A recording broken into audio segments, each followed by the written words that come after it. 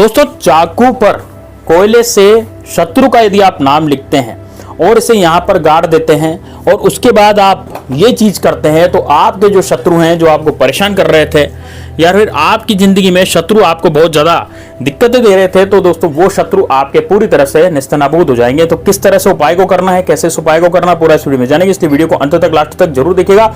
साथ ही में दोस्तों कमेंट बॉक्स में हर हर महादेव जरूर लिखिएगा। यदि आप भगवान श्री राम के सच्चे सेवक है तो जय श्री राम, जय बागेश्वर धाम सरकार जरूर कमेंट बॉक्स में लिखिएगा। चलिए दोस्तों बात करते हैं। वीडियो को लाइक करना बिल्कुल मत भूलिएगा, क्योंकि लाइक में आप लोग कंजूसी करते हैं।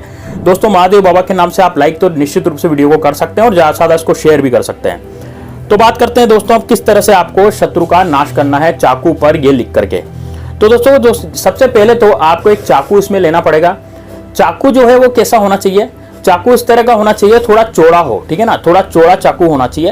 और जिससे हम सब्जी वगैरह काटते हैं उससे भी थोड़ा बढ़कर के थोड़ा चौड़ा वाला चाकू वो होना चाहिए, उसमें अच्छी धार होनी चाहिए। अब दोस्तों आपको करना क्या है, कोयला आपको लाना है। अब कोयला दोस्तों देखिए आपके घर में यदि मिल जाता है तो अच्छी बात है। अभी इधर छत्तीसगढ़ या रायपुर के आसपास जो कोयला मिलता है वो पत्थर का कोयला मिलता है, और इधर राजस्थान के आसपास मिलता है लकड़ी का कोयला। तो यदि आपके पास जो लकड़ी का कोयला है या पत्थर का कोयला है, कोई सा भी कोयला है, लेकिन आपको कोयला होना चाहिए, ठीक है। तो आप क्या करेंगे दोस्तों, शत्रु का नाम कोयले चाकू पर क्या करेंगे, शत्रु का नाम लिखेंगे। लेकिन दोस्तों इस उपाय को अब करना किस दिन है, किस दिन इस उपाय को किया जा सकता है। देखिए दोस्तों यदि आप शत्रु से बहुत परेशान हो चुके हैं और शत्रु यदि सामने से आकर के आपको वार करता है, नहीं जबरदस्ती आपको गीदड़ भभकियां देता है, जबरदस्ती आपसे लड़ाई झगड़े करता है, जबरदस्ती आपको परेशान करने की कोशिश करता है, तो निश्चित रूप से दोस्तों आप जो है बहुत ज्यादा परेशान हो जाते हैं और इस कारण से आप जो है अपने कार्यों में रुचि नहीं दिखा पाते। यानी कि कोई भी कार्य आप करने जाते हैं तो आपके उसमें अड़ंगा फंस जाता है, अपने बनते हुए जो जितने भी काम है वो सब बिगड़ते हुए चले जाते हैं। यानी कि कोई भी काम आपका जो है वो बनता नहीं है, सारे के सारे काम जो है वो आपके बिगड़ते चले जाते हैं। तो यदि आपकी जिंदगी में भी शत्रु इस तरह से परेशान कर रहे हैं कि आपके जो बनते हुए काम है वो सारे बिगड़ते चले गए हैं और जितने भी शत्रु हैं वो आप पर ऐसे इस तरह से होने लग गए हैं कि मतलब शत्रु जो है आपको जबरदस्ती मार गिराने की कोशिश कर रहे हैं या फिर आपके प्रॉपर्टी हथियाना चाहते हैं, आपको पूरी तरह से नष्ट कर देना चाहते हैं। इस तरह से यदि शत्रु हो गया है, इस तरह से शत्रु कर रहा है, तो दोस्तों आपको भी अब उसका प्रतिकार करने की जरूरत है। तो आप इस टोटके से उसका प्रतिकार कर सकते हैं, अपने शत्रु का नाश कर सकते हैं और अपने शत्रु का मुंह बंद कर सकते हैं।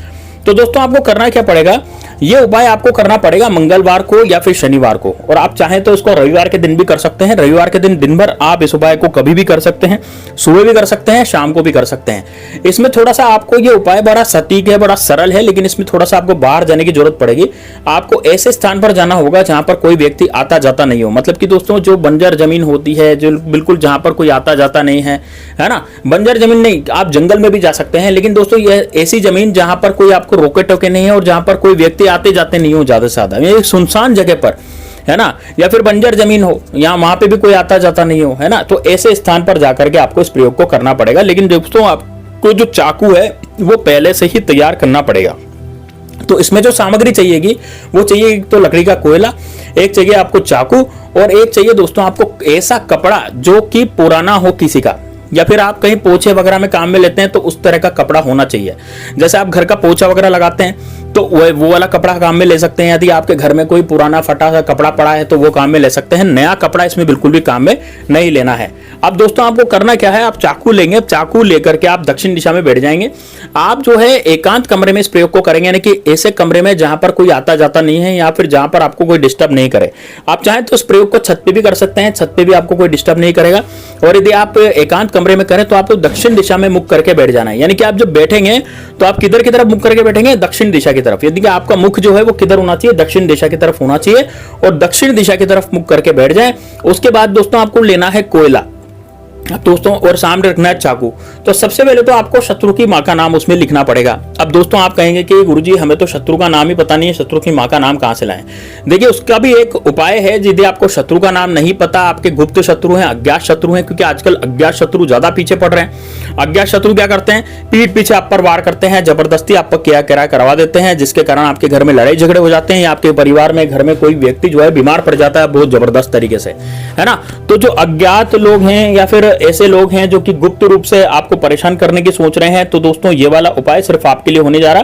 तो मैं पहले अभी ऐसा उपाय बताऊंगा जिसमें आपको शत्रु की मां का नाम और शत्रु का नाम लिखना पड़ेगा। फिर बाद में ऐसा उपाय बताऊंगा जिसमें आपको अज्ञात शत्रु के लिए यानी गुप्त शत्रु के लिए वो उपाय करना होगा। तो यही इसी वीडियो में दोनों उपाय मैं आपको बता रहा हूं। तो पहले आपको जो शत्रु का नाम जानते हैं, शत्रु की मां का नाम जानते हैं, आप सबसे पहले वो सुन लें।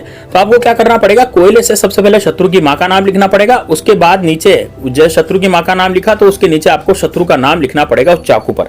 ठीक है, ये दोनों आपने लिख लिए। अब इसके बाद आप क्या करेंगे, जैसे शत्रु की मां का नाम और शत्रु का नाम दोनों लिख लिए चाकू पर। अब चाकू पर दोनों लिखने के बाद एक काले धागे से आपको वो कपड़ा इस चाकू पर पूरी तरह से लपेट देना है। ठीक है, चाकू पर पूरी तरह से लपेट दें, यानी कि चाकू का जो हत्था होता है ना वहां तक, वहां से लेकर के और नीचे तक लपेटना है। बस केवल नोक जो है चाकू की दिखनी चाहिए, यानी कि चाकू की जो नोक होती है केवल वो दिखनी चाहिए, बाकी इसको पूरा का पूरा जो है वो लपेट देना है कपड़े से। ठीक है ना, और काले धागे से। अब ये लपेटने के बाद दोस्तों आपने नाम तो पूरी तरह से लिख लिया। अब दोस्तों मैं एक बात और कहना चाहूंगा, यदि कोयले से नाम ठीक से नहीं लिखने में आ रहा है, मान लीजिए चाकू पर, क्योंकि चाकू स्टील का होता है, बिल्कुल चिकना होता है, तो आप यदि उस पर नाम कोयले से नहीं लिख पा रहे हैं तो आप काले कलर के मार्कर का भी इस्तेमाल कर सकते हैं, लेकिन होना काले कलर का पेन चाहिए।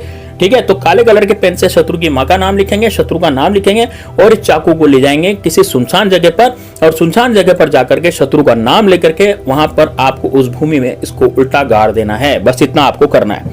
अब मैं गुप्त शत्रु के लिए बताने जा रहा हूं। देखिए, गुप्त शत्रु यदि आपके हैं, मान लीजिए आपके पीठ पीछे वार करने वाले शत्रु हैं, आपको नहीं पता कि आपकी जिंदगी में इतना ज्यादा कष्ट क्यों आ रहा है, आप इतने ज्यादा दुखी क्यों हो रहे हो, आपके घर परिवार में इतनी ज्यादा लड़ाई झगड़े क्यों हो रहे हैं, आपके घर परिवार के सदस्य एकदम बीमार क्यों पड़ गए हैं, या फिर आप खुद एकदम से बीमार पड़ गए, है ना। तो शत्रु क्या करता है दोस्तों, शत्रु जैसे मान लीजिए आपका कोई पड़ोसी है, तो वह पड़ोसी ईर्ष्या के कारण आपके ऊपर किया कराया करवा सकता है, या फिर हो सकता है कि कोई आपको जानकार व्यक्ति हो जो आपसे ईर्ष्या करता हो, वो भी आपके ऊपर किया कराया करवा सकता है। तो आप क्या करेंगे, इस चाकू को ले जाकर के सबसे पहले चाकू पर आप लिखेंगे दोस्तों शत्रुनाश। क्या लिखेंगे, शत्रुनाश। तो इसमें आपके समस्त शत्रु का नाश हो जाएगा।